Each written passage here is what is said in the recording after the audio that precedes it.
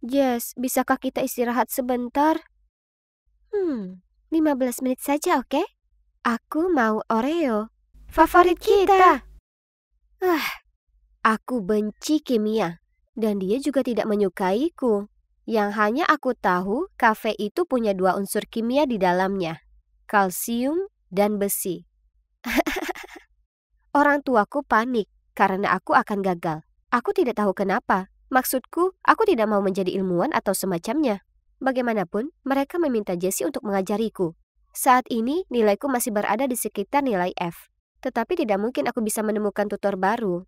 Kalian tahu kenapa? Ya, karena Jess dan aku adalah belahan jiwa. Kami berdua kecanduan belanja online dan suka membaca tentang gosip terbaru yang melanda media sosial. Dan hal itu dengan cepat mengubah kami menjadi sahabat. Dan ini pacarku ABCDEFGH Bryce. Yang artinya attractive, brilliant, cute, darling, elegant, funny, gorgeous, dan hot. Aku mencintainya. Jadi, kalian mungkin bertanya-tanya bagaimana aku bisa bertemu dengan seorang mahasiswa yang luar biasa. Ya, itu semua berkat Jess. Karena ternyata dia adalah seorang mak comblang yang hebat. Jadi, saat waktu istirahat, Jess sedang mencari forum kampusnya ketika aku melihat Bryce di salah satu postingan. Wow, itu hebat. Kau kenal dia, Jess? Aku menunjuk ke postingan itu. Dia kemudian menjawab, dia sangat sesuai tipemu, kan? Itu Bryce. Ku dengar dia masih jomblo. Lakukanlah, aku akan mendukungmu. Oh, kedengarannya menarik. Aku balas menyeringai. Setelah itu, Jessie masuk ke mode detektif penuh. Hanya dalam 10 menit dia menemukan di blok mana dia tinggal, apa jurusannya, dan bahkan nama anjing peliharaannya. Dan sejak itu, dia mengajariku cara mengirim pesan, membalas, dan menggodanya. Keren, tenang, dan sabar. Itu berhasil karena pada akhir minggu dia mengajakku berkencan dan sekarang dia adalah sahabat impianku. Dia mungkin terlihat seperti anak nakal tapi di balik itu semua, dia manis dan pemalu. Seperti Edward Cullen. Dan coba tebak, kami sudah bersama selama 2 bulan dan kami belum pernah berciuman, tapi... Jadi, bagaimana kabarmu dengan mahasiswa kerenmu itu? Entahlah. Akhir-akhir ini aku merasa dia bersikap dingin padaku. Jess, aku tahu dia sudah membaca pesanku, tapi dia masih butuh waktu lama untuk membalasnya, dan dia tidak pernah mengirimiku pesan selamat malam lagi. Tidak seperti sebelumnya. Aku sedang mencoba. Maksudku, dia kelihatan suka dengan sepasang Jordan 4S dan ponsel baru yang kubelikan untuknya, tapi... aku tidak yakin apakah dia ingin bersamaku lagi. Tentu saja dia pasti mau, sis. Kamu cantik. Dia mungkin cuma sedang sibuk dengan studinya. Aku khawatir dia selingkuh. Kau tahu ada cewek bernama Sally di kelas Bryce? Aku sering melihat cewek itu mengikutinya kemana-mana, bertingkah ramah dan membuat alasan untuk memintanya melakukan sesuatu untuknya. Jangan konyol, aku yakin mereka hanya berteman. Cewek ini harus berhati-hati, karena aku tidak akan membiarkannya masuk begitu saja dan mencuri laki-lakiku. Aku membanting meja. Melihat betapa lelahnya aku, Jessie memberikan saran. Kami akan bergiliran mengikuti Bryce kemanapun dia pergi dan mencari tahu apa yang sebenarnya dia lakukan. Beberapa hari kemudian, aku mendengar Bryce ditelepon berbicara tentang kelompok belajar di rumahnya. Tentu saja Sally yang menyebalkan juga akan ada di sana. Jadi, sebagai orang yang paling bersinar, aku membayar petugas pengantar pizza untuk memasang mikrofon kecil di dalam pizza untuk memata-matai dia. Tapi, satu-satunya yang kudengar hanyalah perut lapar Bryce. Sial. Di lain waktu Jessie mengirimiku pesan. Mendesak, aku melihat Bryce di toko perhiasan membeli kalung mahal. Pasti untuk Sally. Maaf. Dengan marah aku berjalan sejauh 20 blok ke rumahnya. Tapi ibunya membukakan pintu dan dengan bangga memamerkan kalung berkilau yang dibelikan Bryce untuknya untuk ulang tahunnya. Ups. Kemudian pada suatu hari untuk mengikutinya, aku memutuskan untuk menyamar. Masalahnya suhunya 28 derajat. Jadi pilihanku untuk memakai pakaian Sherlock Holmes dan janggut palsu bukanlah ide terbaik. Aku baru saja mengikutinya ke toko kelontong ketika dunia mulai gelap. Dan aku langsung terjatuh ke dalam etalase kaleng. Hal terakhir yang kulihat adalah sekelompok orang mencondongkan tubuh ke arahku. Termasuk Bryce yang tampak bingung. Sayang, kamu sudah bangun. Tapi kenapa kostumnya aneh?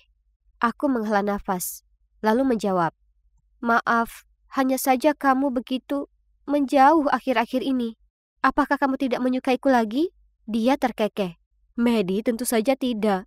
Aku cuma sedang sibuk dengan tesis kelulusanku. Kau tahu, aku berada di tahun terakhirku."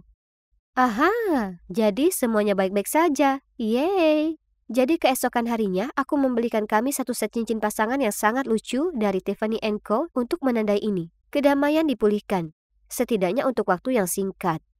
Akhir-akhir ini, setiap kali kami berkencan, Bryce tidak lagi memperhatikan kata-kataku, dan kedua matanya hanya menatap layar ponselnya. Dia bahkan tersenyum dan matanya berbinar-binar. Jadi aku mencoba mencondongkan tubuh ke arahnya untuk melihat apa yang lucu. Tapi aku tidak bisa melihat apapun karena kecerahan layarnya diturunkan ke minimum. "Apa yang kamu lakukan?" Aku merampas teleponnya. Tapi, "Apa?" Kata Sandy salah. "Aku yang membelikannya ini dan menetapkan kata sandinya sebagai hari jadi kami. Kenapa kamu tidak membiarkan aku melihat ponselmu? Apa yang kamu sembunyikan?" "Tidak ada yang aneh. Terkadang aku hanya menyukai privasiku, itu saja." "Sekarang, ayo sayang. Aku akan membelikanmu muffin coklat." Tidak mungkin aku menolaknya. Apalagi kalau dipikir-pikir itu satu-satunya barang yang pernah dia belikan untukku. Tapi saat aku menggigit muffinku dan melihatnya terpaku pada ponselnya, aku tidak bisa menghilangkan perasaan bahwa ada sesuatu yang tidak beres. Aku tidak dapat menyeret Jessie ke dalam misi ini karena studinya sedang menyita perhatiannya saat ini. Tidak apa-apa, aku bisa bermain solo dan kali ini aku tidak akan pingsan. Sumpah. Aku melakukan riset dan menemukan software mata-mata yang sempurna.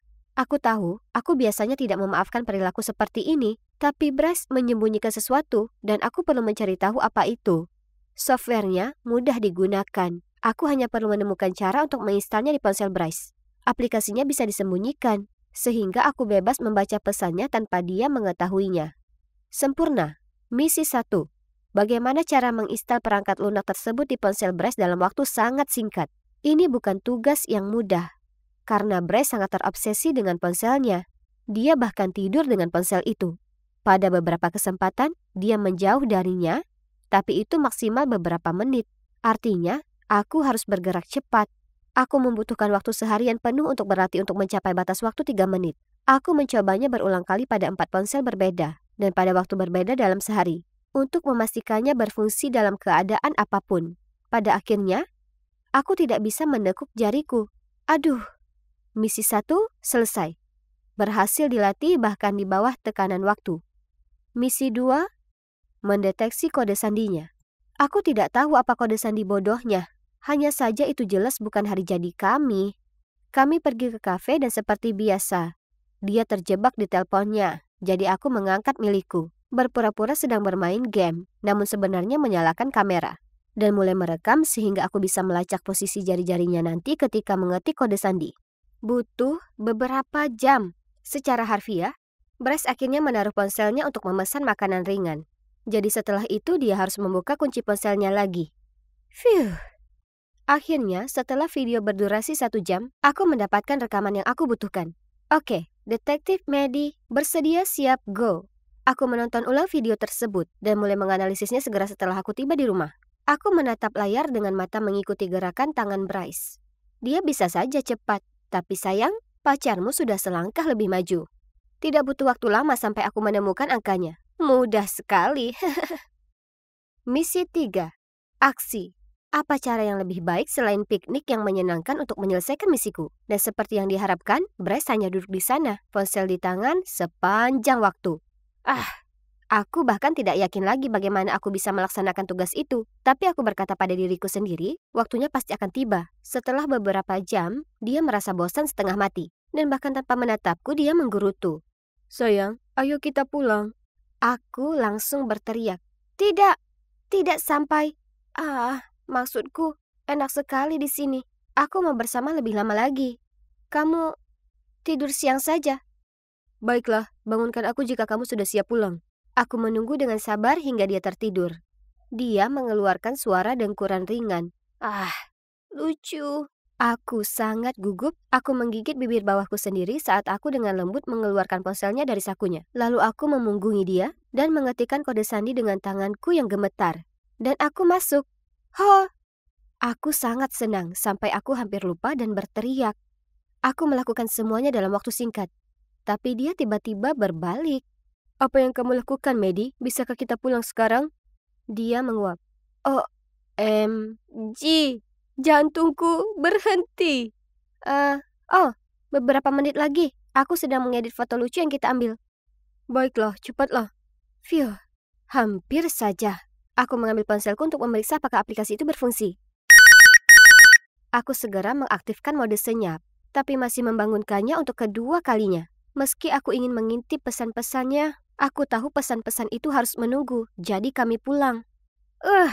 Bicara tentang pesan cewek yang berlebihan, ada lusinan. Semuanya disimpan dengan nama seperti monitor dan profesor. Dia bahkan menggunakan kalimat rayuanku pada beberapa di antaranya. Apa kamu terbuat dari tembaga dan telurium? Karena kamu cute.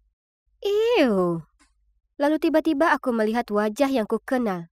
Jessie. Apa? Sahabatku diam-diam merayu pacarku. Hatiku hancur. Ini menyebalkan. Tidak masuk akal. Jika Jessie menyukai Bryce sejak awal, kenapa dia mendorongku untuk menggodanya? Astaga, aku membaca pesan mereka dari awal. Lalu aku melihat satu hal yang membuat hatiku hancur lagi. Keluarga Medi kaya. Sayang, ayo kita berpura-pura menjadi sahabatnya. Dan dia akan membelikan apapun yang kamu mau. Hanya saja, jangan melangkah lebih jauh. Jadi itu menjelaskan rasa malunya. Kenapa dia jarang menatapku, dan kenapa setelah 2 bulan berpacaran dia belum mencoba menciumku. Kemudian pesan terbaru dari Bryce kepada Jessie menarik perhatianku. Dia sangat membosankan. Aku punya uang untuk kita berdua sekarang, jadi aku akan mencapakannya minggu depan. X. Beraninya mereka. Hanya saja, tanpa sepengetahuan Jessie, Bryce sedang menggoda lusinan cewek. Sebenarnya, dia punya janji dengan cewek bernama Tiffany di bioskop besok malam. Sudah waktunya membalas dendam. Jadi dengan berpura-pura menjadi Bryce, aku mengirim pesan ke semua cewek, termasuk Jessie, untuk datang ke bioskop pada jam 8 malam besok. Aku meminjam topi baseball ayahku, memakai kacamata hitam besar, dan tiba di sana lebih awal agar aku tidak ketinggalan pertunjukannya. Aku bahkan membeli popcorn dan cola, karena aku mau minuman segar untuk menonton blockbuster ini. Kemudian pada jam 8 malam, Bryce berjalan mendekat dan boom! Cewek-cewek itu datang satu persatu, mencari tahu apa yang sedang terjadi, dan mulai berdebat dengannya dan satu sama lain. Tiffany melemparkan popcornnya ke atas kepalanya. Lucu! Dan cewek lain memanggilnya brengsek dan memukulnya dengan tas tangannya, sementara yang lain berteriak dan menjambak rambutnya. Dan aku mengintai di latar belakang dan diam-diam merekam semuanya. Oh sayang, kamu pasti kapok. Wow, Jessie, tokoh utama kita sudah muncul. Dia melihat sekilas sirkus yang terjadi di depannya dan seketika terlihat seperti singa yang siap menerkam. Dia menyerbu ke arah Bryce, mencubit telinganya dan menyeretnya sementara dengan suara bernada tinggi dia berkata, Aduh, Jess. Kamulah yang mengajariku semua ini. Aku akan menelponmu nanti, sayang. Ketika keduanya hampir melewatiku, aku melepaskan topi dan kacamataku lalu melompat ke arah mereka. Voila! Bisakah seseorang datang dan membantu mengangkat rahangnya dari lantai? Tidak bisa percaya kalau Medi menjadi dalangnya ya. Aku tidak menunggu penjelasan mereka. Malah, aku menghindar. Tapi aku mengiriminya souvenir kecil. Jessie itu sahabatku. Jadi aku harus berbagi hal menarik dengannya. Kan? Selamat malam sahabatku dan pacarku ABCDEFGH. Kamu juga. Tapi izinkan aku menambahkan IJK. I'm just kidding. Ya, bagiku, aku memutuskan untuk mengistirahatkan hatiku sejenak. Karena hal ini mengajarkanku pelajaran yang tak ternilai harganya. Jangan jatuh cinta dengan cowok tampan. Oh, dan waspadalah terhadap apa yang disebut sahabat licik. Hai, ini aku, Maxine. Sedang sembunyi di balik semak-semak dan memata-matai seorang cewek. Jangan salah, aku tak naksir padanya. Juga bukan seorang psikopat. Aku hanya membantu temanku Damon. Tapi, andai saja aku tahu betapa gilanya situasi ini nantinya, aku tak akan pernah setuju membantunya. Ini semua berawal ketika Damon jatuh cinta pada cewek ini, Sophie. Dia punya pesona misterius yang membuat Damon ingin langsung bicara padanya. Dan dia lakukan itu. Tapi Sophie bahkan tak meliriknya. Dia langsung jalan pergi. Aduh, aku sama sekali tak suka padanya. Dia sangat angkuh. Tapi Damon tak menyerah begitu saja. Dia coba berbagai macam cara untuk dapatkan perhatiannya. Bahkan menunggu bus bersamanya padahal dia punya mobil. Tapi tak satu pun berhasil. Dan ini membuatnya putus asa. Dia memohon bantuanku tapi kukatakan, tak mau. Kemudian dia berkata, ayolah Maxine, kau kan cewek, jadi berteman saja dengannya atau apa. Mungkin kau bisa cari tahu apa kesukaannya, makanan, musik kesukaannya, dan yang lainnya. Nanti bisa ku coba membuatnya terkesan. Tolonglah, aku mohon padamu. Apalagi akan kupinjamkan Nintendo Switch-ku selama sebulan kalau kau setuju. Kau tak mungkin menolak itu. Dia berhasil membujukku dengan itu. Aku akan lakukan apa saja untuk dapatkan Nintendo Switch. Ya sudah, sepakat. Tapi jangan salahkan aku kalau ini tak berhasil. Jadi setelah kelas selesai hari itu, aku mencari Sophie. Dia ada di halte bus dan aku hendak mendekatinya saat tiba-tiba dia berjalan pergi. Kuputuskan membuntutinya dan di perjalanan dia berhenti untuk membantu seorang wanita tua untuk menyeberang jalan. Wah, aku terkejut. Untuk seseorang dengan wajah begitu dingin, dia ternyata punya hati yang hangat. Mungkin dia memang tak terlalu buruk. Setelahnya dia mulai jalan ke arah taman dan saat itu suasana mulai makin gelap. Sedang apa dia? Dia duduk di sebuah bangku taman pada bagian yang menyeramkan di taman itu. Seolah dia sedang duduk menunggu seseorang. Aku sembunyi di balik semak-semak, jadi dia tak akan melihatku. Tapi aku benar-benar sangat ketakutan. Tiba-tiba dua orang pria muncul dan mulai bicara padanya. Tapi mereka kelihatannya tak suka dengan keberadaannya. Ya ampun, dia terlihat panik. Aku harus menolongnya. Dengan cepat aku berteriak, "Tolong Pak Polisi! Tolong! Ada dua pria melecehkan dan mengganggu kami." Terang saja, tak ada petugas polisi, tapi itu berhasil. Dua pria tadi kabur dan aku cepat-cepat mendatanginya memastikan Sophie baik-baik saja.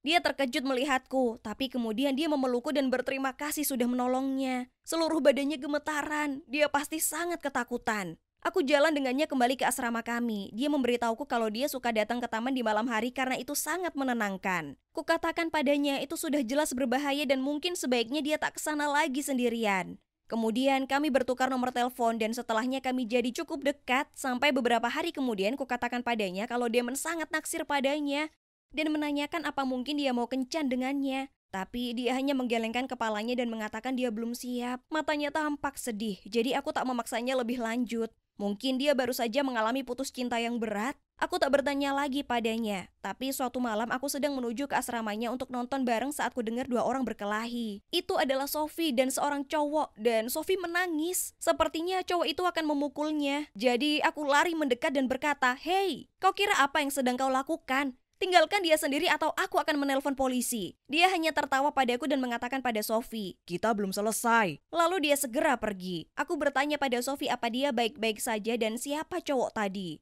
Lalu dia bilang padaku kalau dia adalah mantannya yang terus berusaha kembali padanya. Tapi Sophie tak tertarik.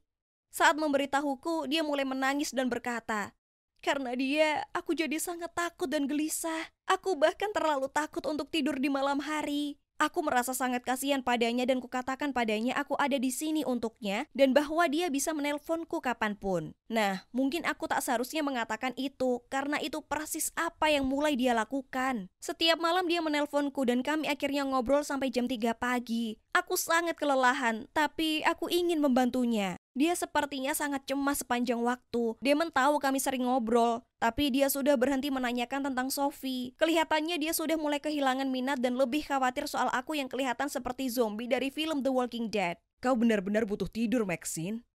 "Biarkan saja Sophie, dia jelas bermasalah. Mungkin lebih baik tidak terlalu terlibat. Lebih mudah dikatakan daripada dijalani."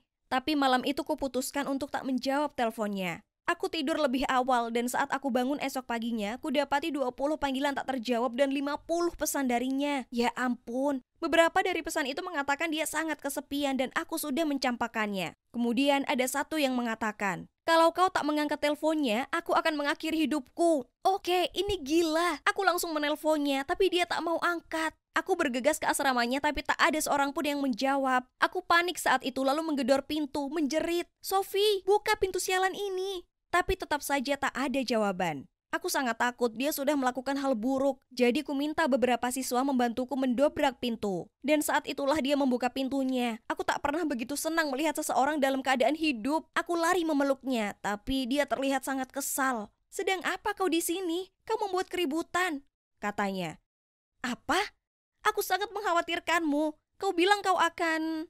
Tapi dia menyelaku dan berkata, kau perlu istirahat tidur, Maxine. Sepertinya kau gila. Aku tak percaya ini. Setelah semua panggilan telepon dan pesan-pesan itu, dia yang gila, bukan aku. Aku enggan membentaknya balik. Jadi aku hanya meninggalkannya. Aku butuh sendiri. Dia berusaha meminta maaf padaku beberapa hari berikutnya. Tapi aku tak ingin lagi berada di dekatnya. Dia bahkan mengirim pesan mengatakan kalau aku tak mau jadi temannya lagi, maka hidup sudah tak berharga lagi untuk dijalani. Aku sangat lelah dengan berbagai ancamannya. Jadi ku acuhkan saja. Lalu kemudian semuanya makin memburuk. Beberapa hari berikutnya, aku dan Damon belajar bersama saat Sophie menelponku dan mengatakan dia ada di rumah sakit. Dia memberitahuku dia mengidap tumor otak dan mereka sudah melakukan biopsi untuk memeriksa apakah itu ganas atau jinak. Aku tak percaya ini. Dia bertanya padaku apa aku bisa menjemputnya, dan ku katakan tentu saja, ini sangat menakutkan. Ku ceritakan pada Damon dan dia hanya berkata, "Kurasa dia mengarangnya, Maxine.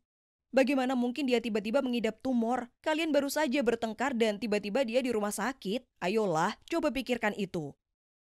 Aku terkejut. Damon, bisa-bisanya kau ini. Kau menyebalkan sekali.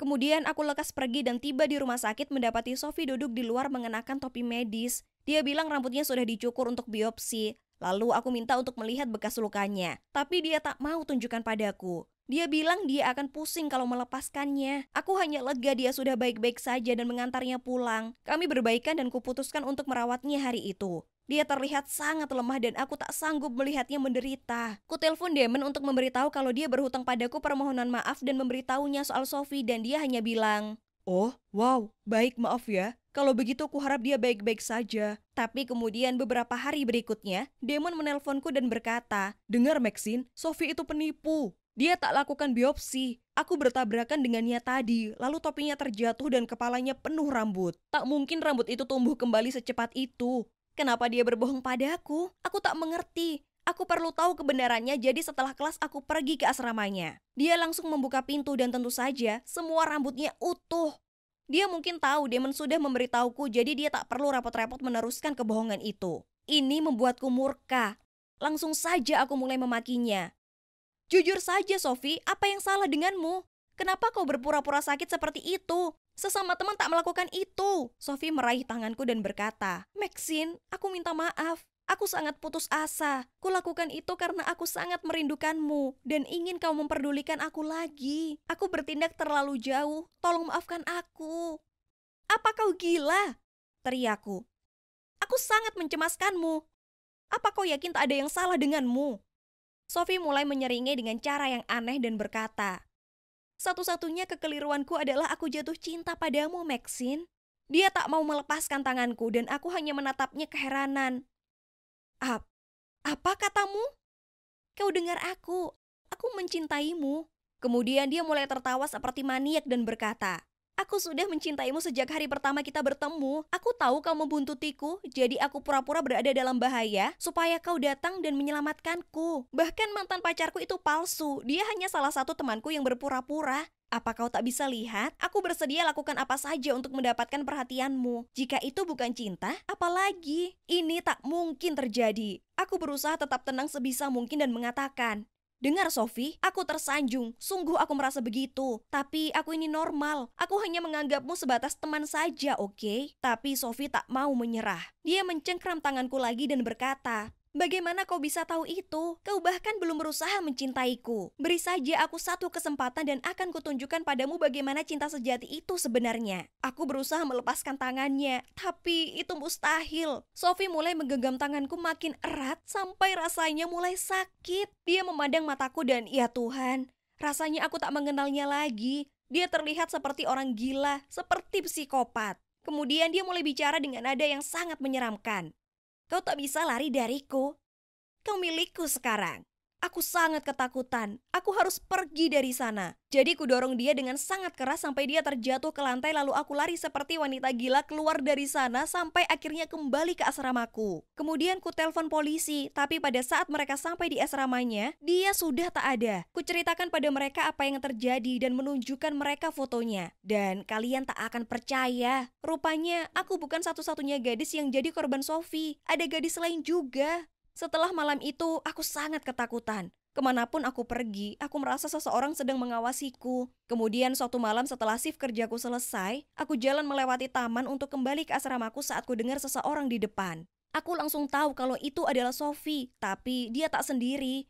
Dia bersama beberapa pria. Mereka melihatku dan mulai menuju ke arahku. Tapi aku berlari secepat mungkin dan untungnya polisi berada tepat di luar taman dan pergi menangkap mereka. Kedengarannya seperti sebuah kebetulan, bukan? Nah, sebenarnya tidak. Sophie bukan satu-satunya yang bisa membodohi orang. Aku tahu Sophie membuntutiku, jadi aku ceritakan pada polisi dan bersama kami menyusun rencana ini untuk menangkapnya. Dan voila, itu berhasil. Sophie, jika kamu menonton ini, kuharap yang terbaik untukmu. Tapi mari kita tidak usah bertemu lagi. Sudah cukup menguntit seumur hidup. Aku bergoyang mengikuti musik dengan cewek paling seksi di sekolah dalam pelukanku. Segalanya sempurna. Ketika tiba-tiba, aku melihat bekas warna merah menyerbu ke arahku. Lalu hal berikutnya yang ku ketahui adalah wajahku ditampar. Itu mantanku, Rosie. Dia menatapku seolah ingin membelahku menjadi dua. Oke, jadi Rosie dan aku baru putus kemarin. Tapi itu tidak berarti dia punya hak untuk marah padaku. Hei, aku Andrew, dan menurutku aku itu cowok yang cukup pintar. Masalahnya adalah aku sangat menyukai cewek-cewek seksi. Aku cenderung dibutakan oleh kecantikan mereka. Akibatnya, aku tidak selalu membuat keputusan terbaik kalau ada mereka. Tapi aku tidak tahu drama apa yang akan membawaku ke kelemahanku terhadap seorang cewek cantik. Jadi semuanya dimulai saat pesta akhir semester kuliah. Aku dan teman-temanku sangat suka minuman beralkohol. Jadi ketika temanku Brad bertaruh burger agar aku tidak pergi dan mengajak Lisa berdansa, aku tidak ragu-ragu untuk mendekatinya. Astaga, dia sangat seksi dan jauh di luar levelku. Jadi kukira dia akan menyuruhku pergi. Tapi dia malah tersenyum dan membiarkanku menuntunnya ke lantai dansa. Saat kami berdansa, dia berbisik di telingaku bahwa dia selalu menyukaiku. Lalu ya, kalian bisa menebaknya. Rosie, mantan gilaku, menyerbu dan menamparku. Aku bangun besok paginya dengan sakit kepala yang cenut-cenut. Teriakan apa yang datang dari luar jendelaku yang terbuka? Aku membungkus selimutku di sekelilingku dan berjalan ke sana untuk melihatnya. Hah? Lisa dan Rosie saling berteriak. Dia milikku, bukan milikmu. Menjauhlah. Dia menginginkanku, bukan kamu. Terima itu. Oh ya, mungkin kita harus bertanya pada Andrew siapa yang dia sukai. Apa gunanya? Kita berdua tahu dia akan memilihku. Aku terlalu pusing untuk melakukan hal ini, jadi aku menutup jendela dan kembali tidur. Cewek-cewek ini, mereka tidak mau berhenti. Selama beberapa hari berikutnya, mereka membombardir dengan pesan-pesan dan menunggu di luar rumah. Oke, kebanyakan cowok memimpikan dua gadis seksi berebut mereka, tapi percayalah, melihat mereka saling menyabak rambut, tidaklah sekeren kedengarannya. Syukurlah, doaku dijawab oleh Richie. Kakakku yang luar biasa. Dia muncul dengan tiket untuk perjalanan kapal pesiar mewah selama 2 minggu. Dia sudah memesannya sejak lama, tapi kemudian ada urusan pekerjaan. Jadi, tiketnya jadi milikku. Tentu saja aku memeluk kakakku, mengambil tiket dari tangannya, dan mulai berkemas. Bagian tersulit adalah menyelinap melewati Rosie dan Lisa, yang masih berkelahi di luar. Aku meminjam hoodie dan topi baseball teman serumahku, dan berpura-pura menjadi dia untuk melewati mereka. Berhasil, mereka bahkan tidak menatapku 2 kali. Selamat tinggal mimpi buruk Lisa dan Rosieku. Dan salam liburan impianku. Ini adalah hidup. Percayakan pada kakakku untuk memesan tempat yang mewah.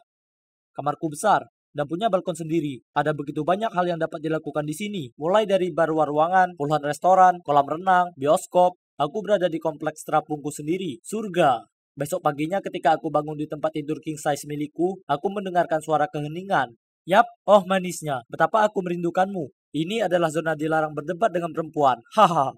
Aku berganti pakaian dan berjalan ke bar luar ruangan. Pastinya belum terlalu dini untuk minum kaktil. Aku memakai sepasang kacamata dan saat itulah aku melihatnya. Wow, dia cantik. Aku langsung memesan 2 kaktil dan mulai berjalan ke arahnya. Aku hendak memberikan minuman itu padanya, tapi aku tersandung kursi berjemur dan dalam gerakan lambat aku melihat cangkirnya jatuh. Aku mati-matian mencoba meraihnya, tapi tidak, malah aku berhasil memukul punggungnya. Dia menjerit dan lalu berteriak, "Dasar mesum, menurutmu apa yang sedang kamu mainkan?" Aku berdiri di sana dengan mulut ternganga, memikirkan apakah aku harus menyelam ke dalam kolam untuk menghindari drama ini atau tidak. Lalu aku menatap kacamata hitamku, yang karena semua kejadian tadi sudah terjatuh. Tiba-tiba, sebuah ide muncul di benakku. Jadi, aku membungkuk, berentang tanganku, dan berpura-pura mencari-carinya. Dia menatapku sebentar, lalu mengambil kacamata hitamku, meletakkannya di tanganku, lalu berkata, "Oh maaf, aku tidak menyadarinya. Sini, biar aku membantumu." Kemudian dia meraih lenganku dan membimbingku melintasi area kolam. Aku terima kasih padanya. Dan kemudian dengan memakai kacamata yang bisa kupercaya, aku melihatnya berjalan pergi. Jadi dia mengira aku buta. Ya, ini bukan ide terbaikku, tapi setidaknya ini bisa membuatku keluar dari situasi sulit dengan seorang cewek seksi. Malamnya, aku pergi ke restoran prasmanan untuk makan malam. Aku sedang menumpuk piringku ketika aku menabrak seseorang dan hampir menjatuhkan piringku. Ah, cewek seksi itu lagi. Aku segera memakai kacamata, lalu dengan sengaja berbelok ke arah yang salah, dan dengan lantang berkata, "Oh, maaf." Dia meletakkan tangannya di bahuku, dan membimbingku sehingga aku menghadapnya, lalu berkata, "Ini aku, cewek dari kolam. Dan tidak apa-apa, aku seharusnya mencari kemana tujuanku. Apakah kamu butuh bantuan?" Aku segera memotongnya. "Tidak, terima kasih, tidak apa-apa." Lalu aku mengangkat piringku ke hidungku dan mengendusnya. Udang ini baunya enak sekali. Dia mengangkat alisnya melihat bakatku dalam mencium makanan. Jadi, aku berpura-pura terus mengendus makanan saat aku menaruhnya di piringku. Dan tahukah kalian, dia tidak berhenti menatapku. Akhirnya dia pergi. Sebuah jalan keluar yang sempit. Setelah itu, aku pergi ke bar dek atas untuk bersantai dengan kaktil lagi. Lalu siapa lagi yang harus berjalan ke sana? Tetapi ya, kalian bisa menebaknya. Cewek seksi itu. Aku langsung memalingkan muka darinya. Tapi ada apa ini? Dia berjalan ke arahku dan duduk di hadapanku. "Hei, apa kamu ingat aku?" Dia bertanya, mencari kesempatan untuk menggodanya. Aku menjawab, "Oh ya, bagaimana aku bisa melupakan seseorang secantik kamu?" "Ah, bagaimana kamu tahu kalau aku cantik?" "Sial, aku perlu berpikir sebelum berbicara." "Ah, itu suaramu. Suara manis seperti milikmu hanya bisa dimiliki oleh cewek cantik. Masalah bisa dihindari." Setelah itu kami mulai mengobrol. Dan wah, dia manis sekali. Tahukah kalian bahwa dia adalah aktivis sebuah organisasi yang bekerja keras untuk menjamin hak-hak bayi perempuan yang lahir di Afrika? Aku tahu, itu luar biasa. Malam itu pun berakhir. Dan dia berkata, "Oh, ngomong-ngomong, namaku Bella." Aku menjawab, "Bella, nama yang seindah jiwamu. Milikku Andrew." Dia terkikik gugup. "Ya, Andrew, ini sudah larut. Jadi sebaiknya aku kembali ke kabinku." Aku tidak ingin malam ini berakhir, jadi aku berseru, "Wah, Bella, lihat ke langit. Menakjubkan sekali." Dia melototiku, lalu menjawab, "Bagaimana kamu tahu itu?" Ups, tentu saja aku ditakdirkan untuk menjadi buta. Aku bisa merasakannya dari angin sepoi-sepoi. Dia menatap aku dengan pandangan bertanya-tanya, lalu berkata, "Benar, selamat malam. Bagaimana kalau kita bertemu di arcade besok? Mungkin sekitar jam 10 pagi." Aku dengan senang hati menyetujuinya. Lalu dia pergi. Pelarian jarak dekat lainnya. Aku benar-benar harus lebih berhati-hati. Bella, Bella, Bella. Aku tidak bisa berhenti memikirkannya. Keesokan harinya, aku menjadi seperti anak kecil saat bermain arcade. Mau bagaimana lagi? Inner chillku keluar. Dan game balap mobil. Tidak. Aku berpura-pura buta. Jadi, aku dengan canggung berlama-lama di lobi menunggu Bella muncul. Ketika dia datang, dia meraih lenganku dan membimbingku melewati arcade. Dia menjelaskan semua mesin permainan yang berbeda kepadaku, yang menurutku sangat manis. Lalu dia membawaku ke mesin pengambil boneka dan memekik penuh semangat. Aku suka ini waktu kecil. Tak lama kemudian, aku berusaha keras untuk memasukkan uangku, bersikeras bahwa aku akan membelikannya sebuah boneka. Tapi tunggu, aku ditakdirkan untuk menjadi buta. Jadi, aku menyentuh kontrolnya, lalu memejamkan mata. Tawanya menjelaskan semuanya. Kegagalan besar. Semuanya baik-baik saja, sampai Bella harus menggunakan kamar kecil dan memerintahkan untuk tetap diam dan menunggunya di dekat mesin permainan menembak yang kebetulan merupakan permainan arcade favoritku sepanjang masa. Aku langsung memainkannya, mengambil pistol dan menembakkan 5 kali yang berturut-turut.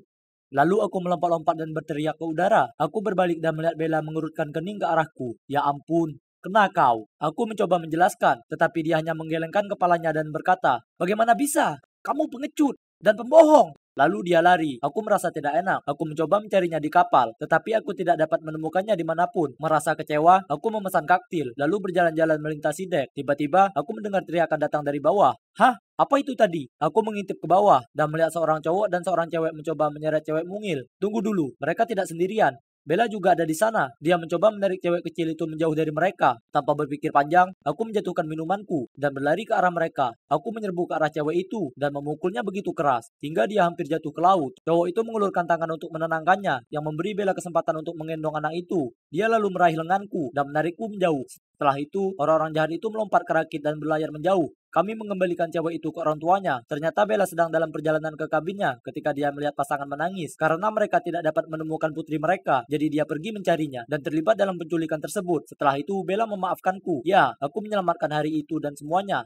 Dan kami menghabiskan sisa perjalanan bersama. Kemudian, pada hari terakhir kami, aku berlutut dan memintanya untuk menjadi pacarku. Dan dia berkata, "Ya." Aku membawanya pulang ke rumah. Dan saat kami berjalan ke rumahku, Lisa dan Rosie berlari ke arahku dan mulai berdebat satu sama lain tentang siapa yang lebih aku sukai. Ya ampun, aku sudah melupakannya. Membaca situasinya, Bella menghampiri mereka. Syukurlah kalian ada di sini. Menurutku salah satu dari kalian adalah pacarnya kan? Terjadi kecelakaan dan Andrea buta sekarang. Dan dia sangat membutuhkan seseorang di sisinya setiap hari. Mendengar itu, aku langsung berkoordinasi dengannya dengan melambaikan tanganku dengan liar. Jadi pacarmu yang mana, Andrew? Lisa. Rosie dengan cepat menjawabnya. Tidak, dia milikmu sepenuhnya. Kami cuma jalan-jalan sekali saja. Hah, sungguh menyebalkan. Aku melihat mereka berlari. Lalu Bella dan aku tertawa terbahak-bahak. Setelah itu, aku mengulurkan tanganku padanya dan membiarkan dia membimbingku pulang.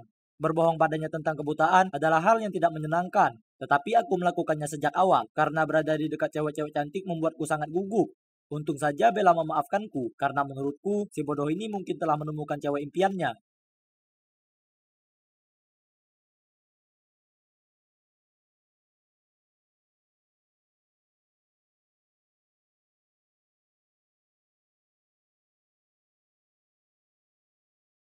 Hei Dick, kenapa kau di sini sendirian? Siapa namamu? Aku pertama kali melihat gadis kecil ini saat kutemukan toko kue keren di dekat sekolahku. Dia selalu duduk di lorong di dekat sini, memakai pakaian yang sama berulang kali, sambil menggendong boneka beruang di tangannya. Dia mendongak melihatku dengan mata besar dan lugunya itu, lalu menjawab malu-malu. Aku Alex. Kemudian dia mulai menangis pelan dan berkata, ayah dan ibuku selalu bekerja, jadi aku menunggu mereka di sini. Terkadang mereka pergi berhari-hari. Oh, gadis kecil yang malang ini, dia pasti kelaparan, karena dia terus memperhatikan bungkusan croissantku. Ku beri dia sepotong dan dia bilang croissant coklat adalah kesukaannya. Wow, sama sepertiku. Tidak heran kalau aku merasa tertarik pada gadis kecil ini. Dia memakannya dengan lahap, jadi ku katakan padanya aku akan membelikannya satu lagi dan aku akan segera kembali. Aku tak tahan melihatnya begitu lapar. Bagaimana bisa orang tuanya meninggalkannya begitu saja? Aku lari secepat mungkin, tapi saat aku kembali ke lorong itu, dia tidak ada. Aneh sekali. Aku tak bisa melihatnya lagi. Aku berjalan pulang, dan malam itu aku tak bisa berhenti memikirkannya. Apa orang tuanya sudah menjemputnya? Keesokan harinya, aku kembali ke toko kue, dan sebelum aku sampai di sana, ku dengar beberapa anak berteriak. Ku coba melihat lebih dekat, dan di sanalah Alex, meringkuk di tanah sementara anak-anak itu melempar boneka beruangnya. Oh, tak, dia menangis. Ini membuatku sangat marah. Jadi ku serbu mereka. Hei, tinggalkan dia sendiri sekarang juga, atau kau akan berhadapan denganku. Para pembuli itu langsung kabur. Aku bergegas menghampiri dan merangkul Alex. Dia menyeka air matanya dan berkata, terima kasih, selain boneka beruangku, kau satu-satunya yang mau berteman denganku. Sumpah, tenggorokanku rasanya tercekat. Kemudian kutanya dia apa yang terjadi. Dia cerita padaku kalau dia bolos sekolah karena dibully karena memakai pakaian lusuh dan bau. Bahkan guru-gurunya jahat kepadanya, ujarnya. Ya ampun, perasaanku. Aku tak tahan lagi, jadi kuulurkan tanganku. Alex, aku tak bisa meninggalkanmu di luar seperti ini. Aku selalu ingin punya adik kecil. Jadi bagaimana menurutmu? Aku berjanji aku akan melindungimu. Alex meremas tanganku, yang kuanggap berarti setuju. Kami beranjak dan dia bertanya apa boleh dia tunjukkan padaku sesuatu. Itu taman bermain di mana dia dulu biasa pergi, dan segera setelah melihatnya, kurasakan gejolak dalam diriku. Taman bermain itu tampak familiar. Kami main di arena panjat dan ayunan, dan bahkan ada perosotan besar yang sangat asik untuk dimainkan. Kami main berjam-jam, dan rasanya aku kembali ke masa kecilku. Ya, andai saja aku bisa. Benar-benar mengingat masa kecilku. Sejauh yang aku tahu, saat aku masih 8 tahun, aku mengalami kecelakaan besar. Itu membuatku mengalami cedera kepala berat dan menghapus seluruh ingatanku. Sejak itu, aku menjalani terapi dan melakukan pengobatan. Tapi rasanya sungguh aneh, tak bisa ingat apapun dari masa sebelumnya. Tapi aku berusaha fokus di masa sekarang, dan aku tahu betapa beruntungnya aku bahkan masih bisa hidup. Namun, terkadang sakit migrain dari kecelakaan itu jadi sangat parah. Dan itu tepatnya terjadi pada saat kami berada di ayunan. 1 menit lalu aku memandangi awan dan tertawa. Berikutnya, kurasakan diriku tergelincir dari ayunan dan jatuh ke tanah. Hal terakhir yang kulihat adalah Alex berlari ke arahku. Saat kubuka mataku, aku berada di rumah sakit, dan orang tuaku di sana menggenggam tanganku. Akhir-akhir ini, sakit migrainku jadi makin sering, dan itu sangat membuat khawatir ibu dan ayahku. Yang pertama kupikirkan adalah, di mana Alex? Aku tanya orang tuaku apa mereka melihat gadis usia 8 tahun. Tapi mereka terlihat kebingungan. Aku menyadari mungkin saja dia takut lalu kabur. Tapi dia terus saja ada di pikiranku. Jadi segera setelah aku keluar dari rumah sakit beberapa hari kemudian, aku pergi mencarinya. Dia tidak terlihat dimanapun. Tapi ada bara di dadaku yang terus mendesakku untuk menemukannya. Jadi aku tak boleh menyerah. Aku harus menemukannya. Aku berlari ke taman bermain itu, dan aku lega melihatnya lagi di ayunan. Dia tampak begitu sedih, jadi aku tanya padanya ada apa. Lalu tangisnya pecah saat dia berkata, "Keluargaku, mereka kehilangan segalanya. Ada gangster mendatangi rumah kami dan mencuri semua yang kami miliki." Aku bahkan mulai menangis setelah mendengarnya. Bagaimana bisa orang bisa begitu kejam? Dia lalu memberitahuku dia belum makan berhari-hari, karena orang tuanya tak punya uang untuk membelikannya makanan. Untungnya aku baru saja membeli croissant coklat dan dia melahap keduanya. Sementara itu, pikiranku dipenuhi dengan gagasan membantu Alex. Tabunganku hampir tak cukup untuk menghidupinya, tapi mungkin orang tuaku bisa membantu. Mereka berdonasi di gereja di kota, jadi aku yakin mereka akan senang membantu Alex. Dengan cepat kutelepon ibuku. Dia bilang akan senang sekali menemui Alex dan lihat apa yang bisa mereka lakukan. Jadi, dengan senang ku beritahu Alex berita baik itu. Lalu kami langsung berjalan menuju ke rumahku. Aku memberinya lebih banyak makanan dan kami duduk di sofa untuk menunggu orang tuaku. Melihat wajahnya yang cerah membuatku merasa sangat senang. Segera saat ku dengar mobil mereka parkir, aku lari ke pintu dan berkata, "Ibu, ayah, Alex di sini." Orang tuaku masuk dan mereka melihat sekeliling ruangan. Kemudian ayahku berkata, sayang, di mana dia?" Aku menunjuk ke sofa dan berkata, "Dia tadi ada di sana." Kemudian kupanggil namanya, tapi dia tak menjawab. Aku tak paham, ada di mana dia? Ibuku tampak cemas dan berkata, "Apa dia terlalu pemalu? Apa kau yakin dia bersamamu, sayang?" Dengan panik kuperiksa seluruh penjuru rumah, tapi dia tak ada di manapun. Sekarang aku mulai panik, dan ayahku memelukku dan berkata, "Alice, sayang, tenanglah. Mungkin kamu perlu istirahat." Kemudian ku dengar ibu berbisik kepada ayah, "Migren yang parah mungkin telah menguras tenaganya lagi.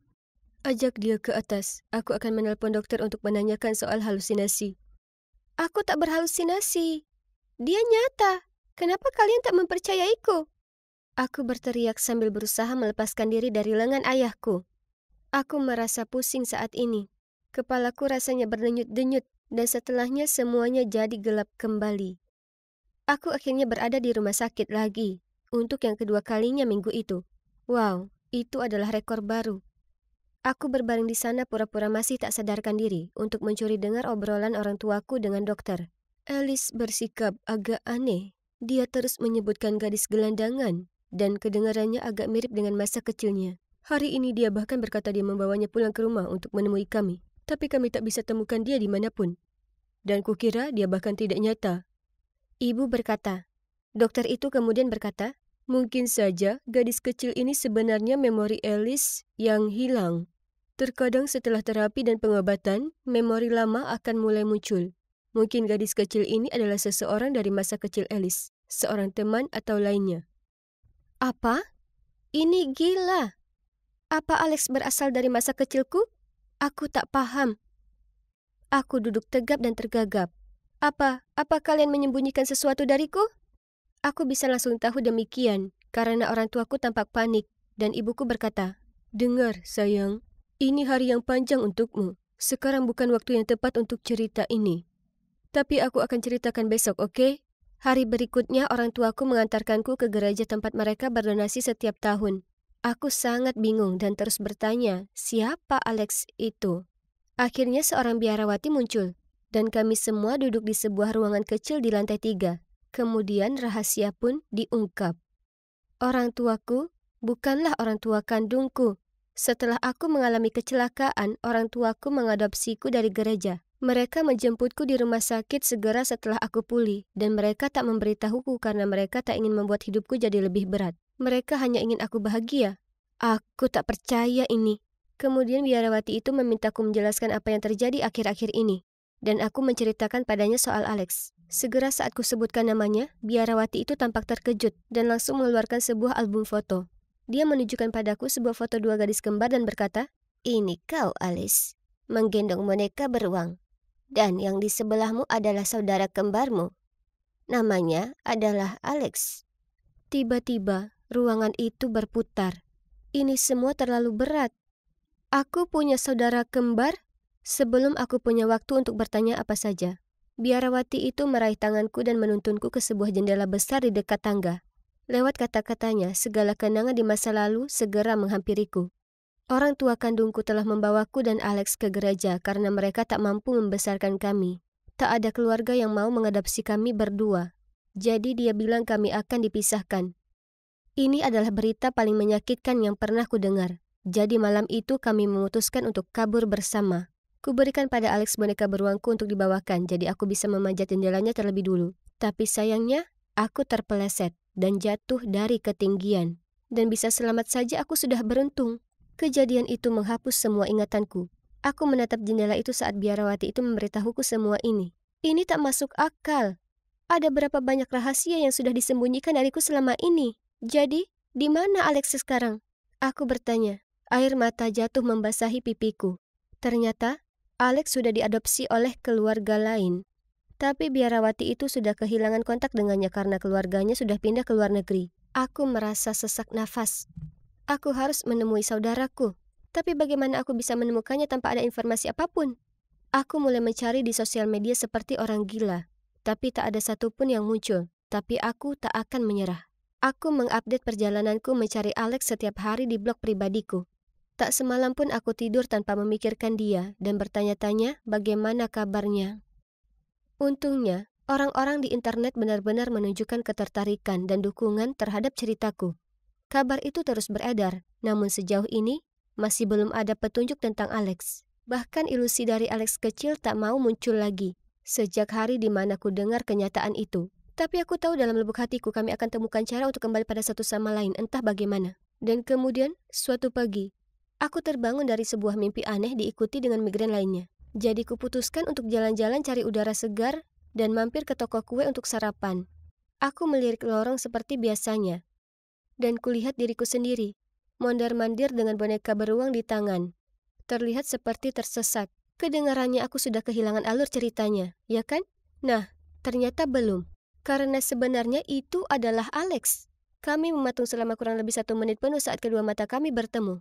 Kemudian tanpa sepatah kata pun terucap, kami langsung saling berpelukan sambil menangis. Jadi, singkat cerita, Alex sudah pindah ke Perancis sejak usia 10 tahun. Dan sejak itu, dia juga berusaha mencariku. Terima kasih berkat postingan di Twitter, dia menyadari aku masih di sini. Jadi kemudian dia mendaftar beasiswa ke Amerika supaya dia bisa menemukanku.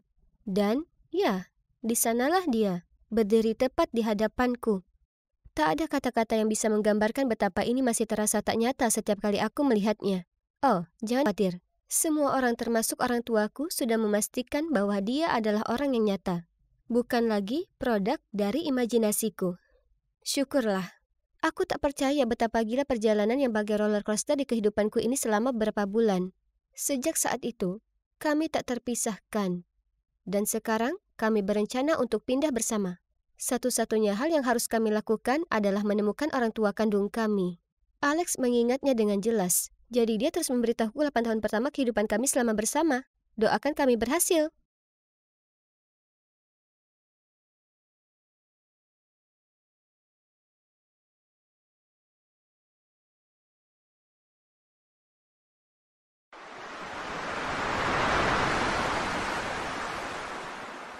Hei, bangun.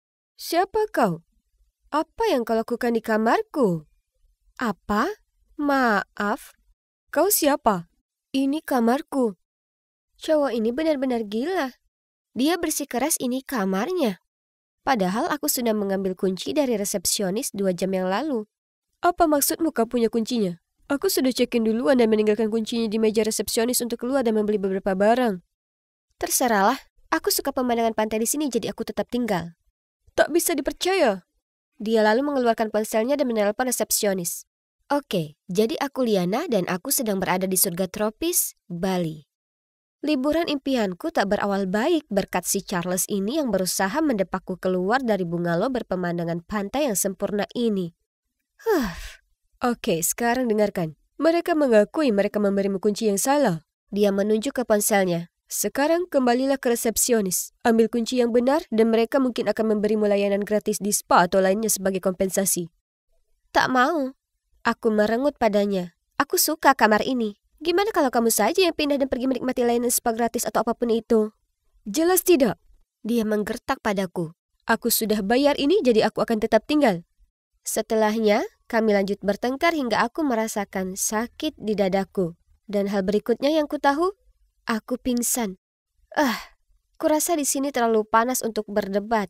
Dia menaruh bantal di bawah kepalaku dan berkata, Nona, kau bisa berhenti pura-pura sekarang. Bangun. Aku punya firasat dia sedang menatapku, tapi aku tak bergerak. Baiklah, terus lanjutkan sandiwara kecilmu itu, tapi aku juga tak akan tinggalkan kamar ini. Hening. Dia pasti menyerah. Tapi kemudian aku merasakan ada beban di atas ranjang di sebelahku. Tanpa berpikir 2 kali, ku buka mataku dan melompat dari ranjang. Oh, ternyata dia tak mencoba mencelakaiku. Sebaliknya dia hanya duduk di sebelah dan membuka laptopnya. Ups, dia memutar matanya, menyuruhku pergi dan kemudian mulai mengetik. Aku mengibaskan rambutku ke belakang kemudian berkata, teruslah berkayal. Sekarang aku mau pergi menikmati hari yang cerah ini. Saat aku kembali, aku tak ingin melihat wajahmu. Setelahnya aku pergi dan menghabiskan sisa hari bersantai di pantai. Bali sangatlah indah. Di malam hari aku kembali ke bungalow dan siap untuk rebahan di tempat tidur.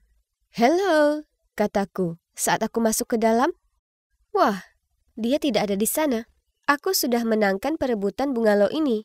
Kugunakan sisa energiku dengan melompat-lompat di atas ranjang dan menyanyikan, dia keluar, aku menang, dia pecundang, aku pemenang. Kemudian aku meringkuk di atas ranjang dan mulai terlelap. Brak! Aku tersentak bangun. Jendelanya sudah pecah. Dan di kaki ranjang terdapat sosok tinggi gelap. Aku menjerit sekencang-kencangnya, tapi dia menerjang ke depan dan menutup mulutku dengan tangannya. Diam, bisiknya di telingaku. Kemudian menarik lepas maskernya. Itu Charles. Bingung, aku berseru. Apa ini? Kenapa kau pecahkan jendelanya? Cepat, ambil barangmu. Aku mendorongnya menjauh dariku dan duduk di sana dengan tangan dilipat. Usaha yang bagus, tapi jika ini caramu mengusirku, itu tak akan berhasil. Aku tak akan pergi. Tiba-tiba, ada pria lain memasuki ruangan.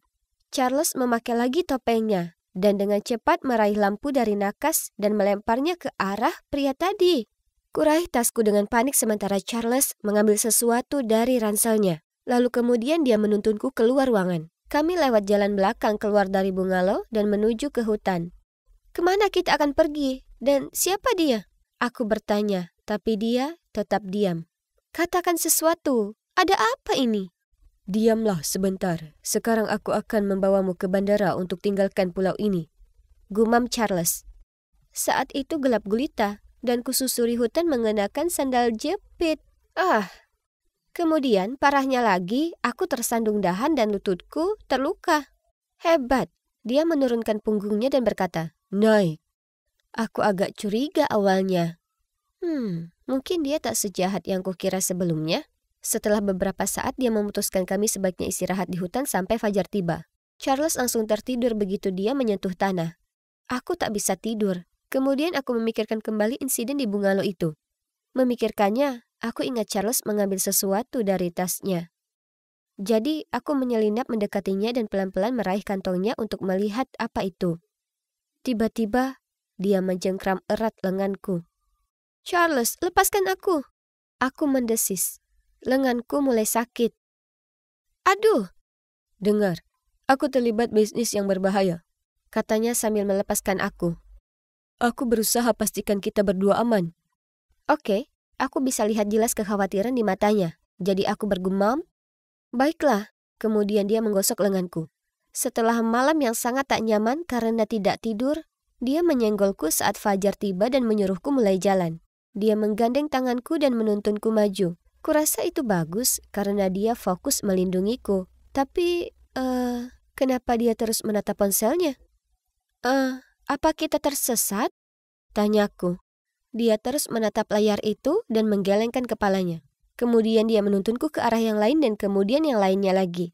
Ya, kami benar-benar tersesat. Setelah berjam-jam berjalan berputar-putar, aku rebahan di atas batu dan mengambil botol air dari dalam tasku. Kita cari hotel saja yuk, saranku. Tidak, kita tak boleh. Kembali akan lebih berbahaya. Tapi, baiklah. Bisakah paling tidak kau beritahu kenapa kita bersimbah peluh di luaran seperti ini? Kurasa aku sudah melibatkanmu. Dia menghela nafas. Tetap saja, kau harus merahasiakan ini sampai mati. Aku tak akan bilang. Janji. Mereka mengincar ini. Dia mengeluarkan sebuah USB dari kantungnya.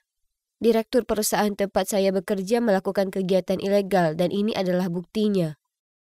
Wah, kamu seperti James Bond. Aku tersenyum sembari memberikan padanya sebotol air. Nyaris tidak.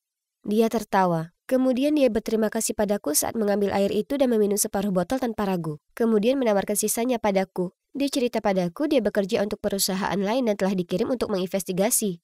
Jadi, kau mengkhianati direkturmu? Aku bertanya skeptis. Semacam itu. Iya. Oh ya, aku tahu kau hanya ingin liburan yang menyenangkan, tapi tanpa sengaja aku menyeretmu ke dalam kekacauan ini. Aku minta maaf. Tak usah khawatir, kurasa ini cukup menarik. Tapi ini adalah liburan musim panas dengan serangga terbanyak yang pernah kujalani. Aku menepis seekor nyamuk. Aku mendengarnya tertawa. Tapi tunggu dulu. Mengapa dia terlihat tidak jelas? Aku bergumam. Apa kepalamu berat? Kemudian aku melihatnya pingsan di depanku dan beberapa menit kemudian dunia menjadi gelap. Aku mengerjap-ngerjapkan mata. Kepalaku sakit. Aku terikat di sebuah kursi dan begitu juga Charles. Ada beberapa pria berwajah seram yang menatap kami. Oh tidak, ini pertanda tak baik. Seorang pria jalan menghampiri Charles dan dengan nada tegas berkata, Charles, serahkan USB-nya, maka tak akan ada yang terluka. Aku tak tahu apapun soal USB. Gumamnya. Aku tak ingin mengancam gadis ini di sini. Tapi jika kau bersikeras, salah satu pengawal berjalan ke arahku, menjambak rambutku dan menariknya ke belakang. Jika menurutmu nyawanya tak berarti, simpan saja dan saksikan dia mati. Hentikan, jangan ganggu dia. Aku tak punya USB itu. Aku menjatuhkannya di suatu tempat di hutan. Kemudian dia menoleh ke arahku. Aku sangat menyesal sudah melibat kamu dalam hal ini. Pria itu mencibir. Berhentilah bersikap emosional, Charles. Itu tak cocok untukmu. Aku gemetaran ketakutan saat pria itu mengeluarkan sesuatu dari punggungnya dan mengarahkannya padaku. Kesempatan terakhir, Charles. Dia berteriak. Tidak, itu ada di sakunya. Dia pasti menyelipkannya di situ saat kami ada di hutan. Apa dia sungguh percaya kalau aku akan kabur dan membeberkan bukti itu? Kemudian, Cut! Kerja bagus, kawan. Kita seharusnya dinominasikan penghargaan Oscar setelah ini. Aku bercanda, sementara pria itu berlutut dan melepaskan ikatanku. Sudah waktunya, kataku ketus, sambil mengeluarkan USB dari kantungku dan mulai memutar-mutarnya dengan jari. Aku menunduk ke arah Charles dan menyeringai. Terima kasih telah melindungiku dan sebagainya, tapi ternyata sudah kudapatkan yang kubutuhkan. Apa? Siapa kau? Charles bertanya padaku dengan terkejut. Jadi, kusudahi penderitaannya dan kuceritakan padanya semuanya. Ya, aku ini putri dari direktur perusahaan. Perusahaan yang sama dengan perusahaan tempat dia mencuri informasi rahasia. Ayah memintaku untuk pergi dan mencarinya. Kunci dari resepsionis yang keliru itu rekayasa. Dan botol airku mengandung obat tidur ringan di dalamnya. Kau tak paham. Apa yang dilakukan ayahmu itu ilegal. Dia bersikeras. Aku memutar mataku. Ya, terserah apa katamu. Aku mulai beranjak pergi. Tolong, lihatlah sendiri. Periksa USB itu. Aku menggigit bibirku. Charles yang malang. Dia bukan tandinganku ataupun ayahku. Tak lama kemudian kami semua berada di pesawat dan terbang kembali ke US. Dan nantinya dia akan membayar apa yang sudah dia lakukan. Nah, pekerjaan tuntas dengan baik. Sekarang waktunya bersantai dengan segelas champagne setelah semua ini. Aku pantas menikmatinya. Satu ekstraksi sederhana di rumah dan perusahaan ayahku akan terselamatkan. Dan putri kecil ayah ini akan mendapatkan tepukan di pundak untuk pekerjaan lainnya yang terselesaikan dengan baik. Hore! Tapi harus kuakui, Aku agak kasihan pada Charles menjadi bidak dari permainan orang lain. Dia sangat baik dan juga pintar.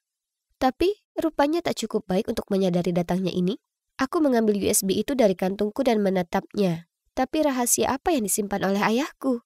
Kami tak ada hal yang mencurigakan, ya kan? Ayah memang banyak cerita tentang betapa kerasnya dia bekerja dan betapa jujurnya dia bersikap. Jadi, kenapa dia secara khusus memintaku untuk tidak mengintip file tersebut? Sedikit melihat-lihat tak ada salahnya, bukan? Aku tahu. Tak baik buatku tak patuh pada ayahku. Tapi, ayolah, aku ini putrinya. Aku siap untuk mengambil alih posisinya. Jadi, anggap saja ini sebagai langkah pengecekan ulang ya, hanya untuk memastikan. Aku menyesal melihat file tersebut. Benar-benar menyesal. Karena kebenarannya tak tertahankan. Ternyata selama ini ayahku sudah berbohong padaku sejak awal. Jadi Charles sebenarnya mengatakan kebenaran. Dia mencuri rahasia kotor ayahku untuk mengungkapkannya. Ironis, bukan? Aku menertawakannya karena sangat mudah tertipu dan percaya pada kebohongan tentang perusahaan keluargaku. Sementara aku sendirilah yang dibohongi. Kebenaran ini sulit untuk dicerna. Aku memikul beban penipuan dan kecurangan seumur hidup. Tidak, aku tak ingin hidup seperti itu. Ini sungguh keliru. Saat kuserahkan baik USB maupun Charles ke ayahku, aku tahu apa yang perlu kulakukan. Jadi kutunjukkan USB itu ke ayahku dan berkata, "Ayah, aku melihatnya. Jadi sekarang aku tahu segalanya. Tolong hentikan."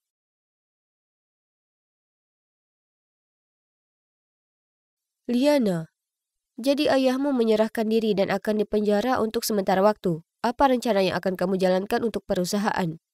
Aku terdiam sesaat. Ini adalah pertanyaan besar. Apa sebaiknya kulanjutkan usaha ayahku atau menghentikannya sekali untuk selamanya? Aku teringat kembali hari di mana aku menentang ayahku. Tapi putriku, aku lakukan semua ini untukmu. Ini adalah warisanmu. Aku tak ingin hidup dengan uang kotor, ayah. Ayah selama ini menjadi pahlawanku, tapi sekarang aku hanya begitu malu denganmu. Wajahnya tertunduk, dan kulihat kesedihan di matanya. Melihat ayahku seperti itu adalah perasaan terburuk di dunia. Lalu terlihat seolah beliau sadar akan sesuatu. Ayah mengangguk pelan, menyerahkan stempel direktur perusahaan padaku. Lalu dengan sedih meninggalkan ruangan. Aku khawatir kalau aku akan mengulang kesalahan ayahku. Jadi, sambil menarik napas dalam-dalam, aku langsung menatap mata jurnalis itu dan dengan tegas mengatakan, setelah mempertimbangkan dengan seksama, saya putuskan untuk menutup perusahaan. Setelah konferensi, aku dalam perjalanan keluar dari gedung itu saat Charles menyusulku dan bertanya, "Baiklah Liana, apa yang akan kau lakukan sekarang?" Aku mengangkat bahu. Entahlah, kurasa apa saja bisa terjadi.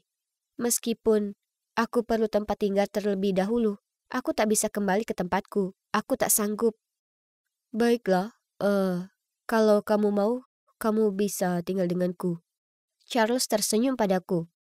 Ya, aku suka itu. Kemudian sambil menyengir aku menambahkan, selama kau tak mencoba mengusirku keluar kali ini, atau menyeretku ke dalam hutan, aku benci yang ayahku lakukan. Tetapi pada akhirnya, beliau mengakui kejahatannya dan membayar akibatnya. Dan untuk aku hanya akan menjalani hari demi hari dan melihat kemana arah hidupku.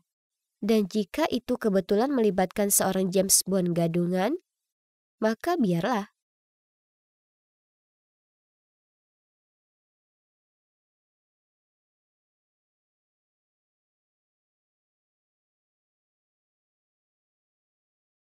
Wow, kontes balet internasional diadakan di New York tahun ini. Ya Tuhan, itu pasti spektakuler. Tapi, betapa berbedanya hidupku 5 tahun yang lalu. Aku baru saja memenangkan kontes balet kota dan ayah tidak berhenti tersenyum bangga. Untuk merayakannya, dia mengantar kami semua untuk membeli es krim ketika tiba-tiba, aku tidak ingat banyak tentang hari itu setelah itu. Tapi aku kehilangan dia. Sedangkan aku selamat. Tapi aku mengalami luka yang mengubah hidup. Sejak itu, balet tidak lagi menjadi bagian dari hidupku. Dan di sana ada Bibi Robin dan sepupuku Nancy. Mereka sangat bersemangat dengan kompetisi ini. Aku bersumpah Nancy sudah mencoba 15 gaun. Baik bibiku maupun ibuku ketika dia masih hidup adalah balerina yang berbakat. Jadi, wajar saja jika Nancy juga mewarisi gen balet. Dia sekarang menjadi murid balet kota New York. Ini adalah sesuatu yang selalu kuinginkan, tapi sekarang hanya bisa ada dalam mimpiku. Tiba-tiba terdengar suara pintu dibanting dan teriakan mengagetkanku. Joyce, Joyce, Joyce, buka pintunya, ini aku, Dylan. Aku membuka pintu dan menatap dengan mata terbelalak ya, Dylan, saudara tiriku. Terakhir kali aku melihatnya adalah 5 tahun lalu, ketika ibu tiriku membawanya pergi. Apa yang dia lakukan di sini? Sebelum aku sempat bereaksi untuk mengajaknya masuk, dia bergegas menghampiriku. Kak, kau harus menyelamatkanku. Aku harus tetap di sini, oke? Apa? Sama sekali tidak. Apakah kamu tahu rumah siapa ini? Nah, ternyata ibunya seorang pecandu judi, sehingga terlilit hutang dan kabur dari preman. Dylan yang malang tak punya orang lain untuk diajak bicara. Aku berhasil membujuk bibiku untuk mengizinkan Dylan tinggal bersama kami, meskipun dia bersikeras bahwa ini hanya sementara sampai ibunya ditemukan. Sebagai anak-anak pada umumnya yang memasuki fase pubertas, Dylan bukanlah orang yang paling mudah untuk diajak hidup bersama. Dan coba tebak siapa yang harus melindunginya setiap saat? Ya, aku. Minggu lalu, dia memecahkan seluruh tumpukan piring. Kemarin, dia menempelkan permen karet ke rambut Nancy. Dan hari ini, dia meninggalkan skateboardnya di tengah ruang tamu. Dan menyebabkan bibi Robin terbang melintasi ruangan dan mendarat dengan wajah telungkup. Aduh. Dylan, kamu harus lebih berhati-hati. Aku akan segera berangkat kuliah. Jadi aku tidak akan berada di sini untuk melindungimu. Mereka akan mengusirmu jika kamu masih seperti ini. Hah? Kampus? Apakah maksudmu administrasi bisnis yang membosankan? Kupikir kamu menyukai balet, bukan? Tidak, itu cuma masa lalu. Sekarang aku tidak menyukainya, sama sekali. Aku tidak percaya padamu. Apakah hanya karena kamu duduk di kursi roda? Siapa bilang berada di kursi roda berarti kamu tidak bisa terus mengejar minatmu terhadap balet? Ini membuatku tercengang. Kata-katanya telah menyadarkan sesuatu dalam diriku. Namun, kenyataan tidak sesederhana itu. Jadi dengan sedih aku menjawab, bukan hanya itu. Aku juga tidak punya uang. Aku mencoba melamar pekerjaan paruh waktu, tapi mereka tidak menerima penyandang disabilitas. Merasakan ketidakbahagiaanku membicarakan hal ini, Dylan segera mengubah topik. Oke, lupakan saja hal-hal bodoh itu. Besok, aku akan mengajakmu berbelanja. Oh, sudah lama sekali aku tidak mengunjungi mall. Dylan terus bertanya padaku apakah aku suka ini atau yang itu, tapi kami tidak punya cukup uang. Kenapa Bibi Robin tidak memberi kita uang jajan? Dylan terlihat sangat manis saat itu, jadi aku hanya duduk di sana dan tertawa, sementara dia mengerutkan kening dan cemberut. Lalu, Dylan tiba-tiba menyuruhku untuk tetap diam. Ketika dia memejamkan mata dan meraba-raba ke arah 2 orang yang terlihat agak kaya dan mengatakan kepada mereka, "Tolong bantu kami tak punya apa-apa lagi untuk dimakan minggu ini. Tolong." Ya Tuhan, apa yang sedang dimainkan saudaraku? Aku membeku dan tidak bisa melakukan apapun selain menunduk ke lantai. Wanita itu mengeluarkan uang itu hendak menyerahkannya padanya. Tapi pria itu mengusap tangannya, menyebabkan uang itu jatuh ke tanah. Dylan dengan cepat mengambilnya. Oh, astaga. Pria itu langsung meraih pergelangan tangannya. Tertangkap basah. Dia mengancam akan membawa kami ke polisi dan bahkan memintaku untuk berdiri karena dia mengira aku juga berpura-pura. Untung saja, wanita itu bilang mereka sedang terburu-buru dan tidak mau membuat ribet, sehingga akhirnya mereka meninggalkan kami sendirian. Kami pulang, tapi jantung kami masih berdebar kencang. Dan aku bisa melihat kaki Dylan gemetar. Lalu kami masuk ke dalam untuk melihat bibiku kedatangan tamu. Aku ternganga saat melihat siapa mereka. Orang-orang kaya dari mall. Kami berempat saling menatap satu sama lain karena terkejut. Ternyata wanita itu, Bernie, adalah teman bibiku dan pria yang bersamanya adalah putranya, Philip. Mereka berdua adalah penari balet terkenal. Yah, tentu saja suasananya jadi canggung. Tapi Nancy sepertinya tidak menyadari ketegangan itu karena dia terlalu sibuk mengibaskan bulu matanya ke arah Philip dan memutar-mutar rambutnya dengan jarinya. Tapi yang aneh adalah, meski aku menunduk, aku masih bisa melihat Philip menatapku. Lalu tiba-tiba bertanya padaku, "Sudah berapa lama kamu seperti ini?" Maksudku, jangan tersinggung. Aku cuma penasaran. Jadi, Bibi Robin mulai bercerita kepada mereka tentang kehidupan dan kondisiku. Mendengar itu, Bernie menjadi emosional. Dia menatapku sejenak dan bertanya, "Sayang, bagaimana kabarmu? Apakah kamu masih latihan balet?" Tidak. Dia tertarik pada bisnis sekarang. Dia akan mendaftar pada musim gugur ini." Bernie berhenti sejenak, lalu tersenyum berkata, "Oh, bagus sekali. Aku senang kamu menemukan sesuatu yang kamu sukai. Aku tidak tahu kenapa, tapi aku merasa sangat sedih. Jadi aku minta diri untuk meninggalkan meja." Dylan mengikutiku dan memberikanku sebuah amplop. Aku melihat ke dalamnya. Isinya penuh uang. "Aku hanya punya sebanyak ini, tapi tolong ambillah dan ikuti kelas balet lagi." Jantungku berdebar kencang. Bagaimana dia mampu mendapatkannya? Tapi kemudian, dia tidak memberiku waktu untuk mengatakan apapun ketika dia mengambil kembali uang itu dan berkata, "Oh, atau izinkan aku yang mendaftarkanmu."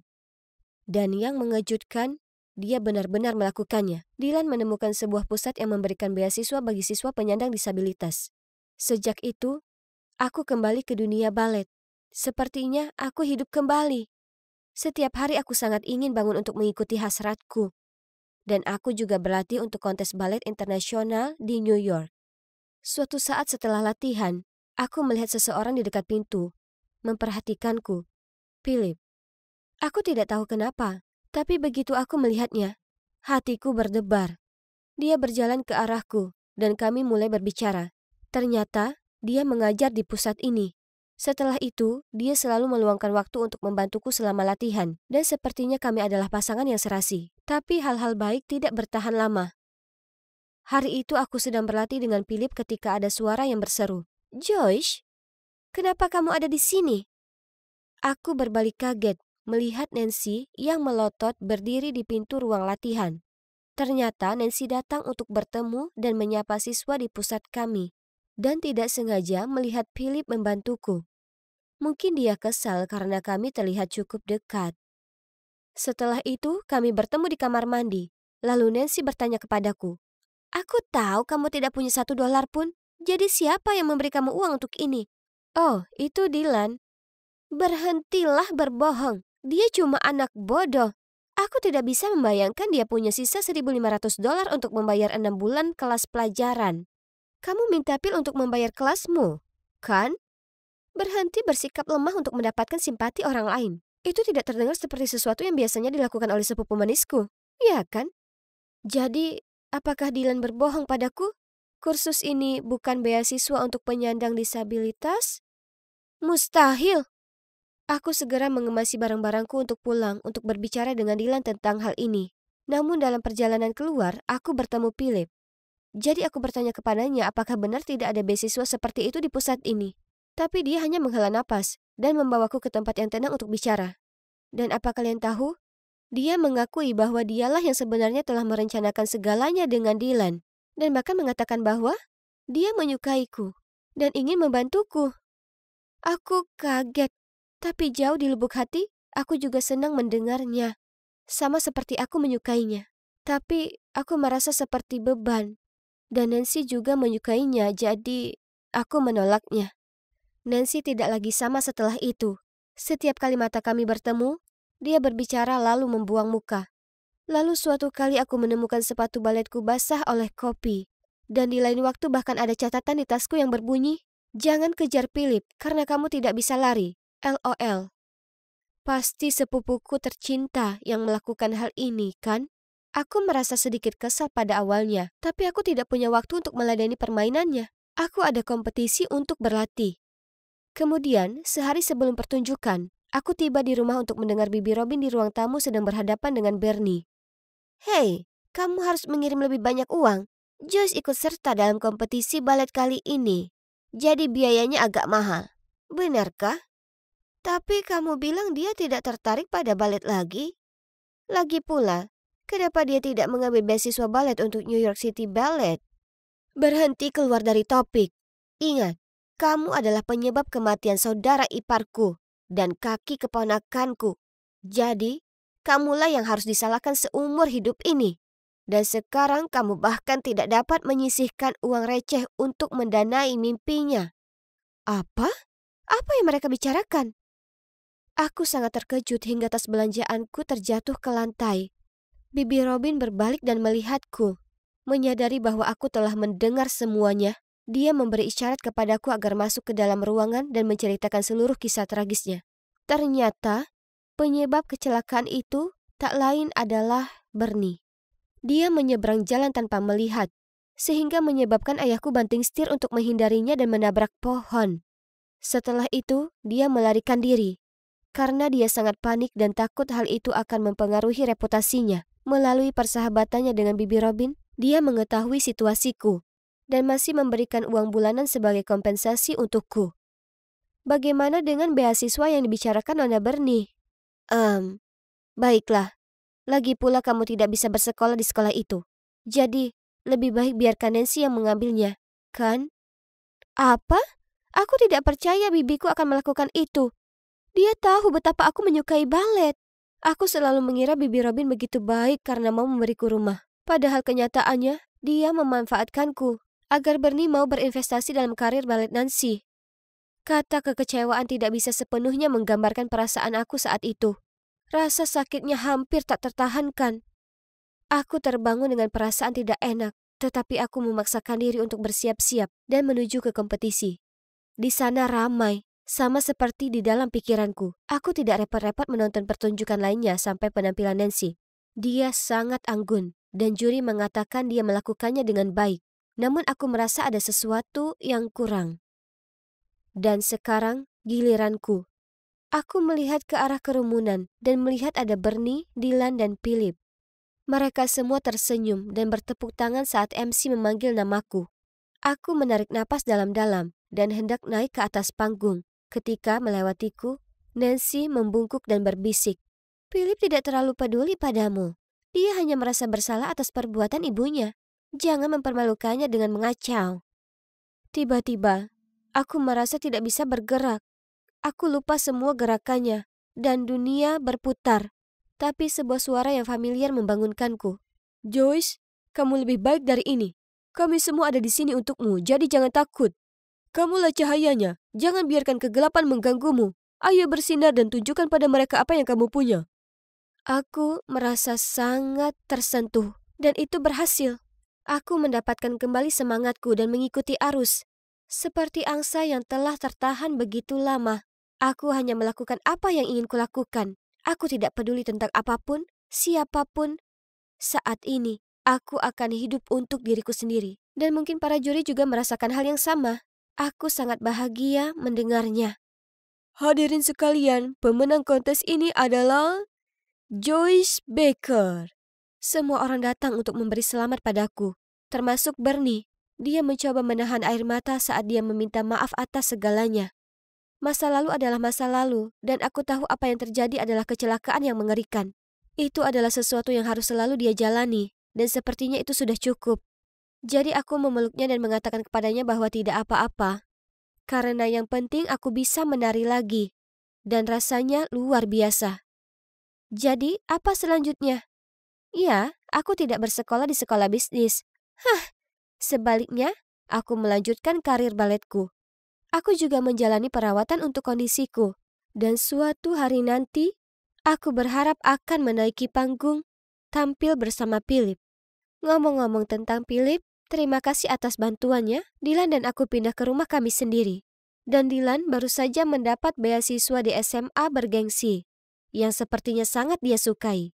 Oh, dan satu hal lagi, Philip dan aku sekarang resmi berpacaran.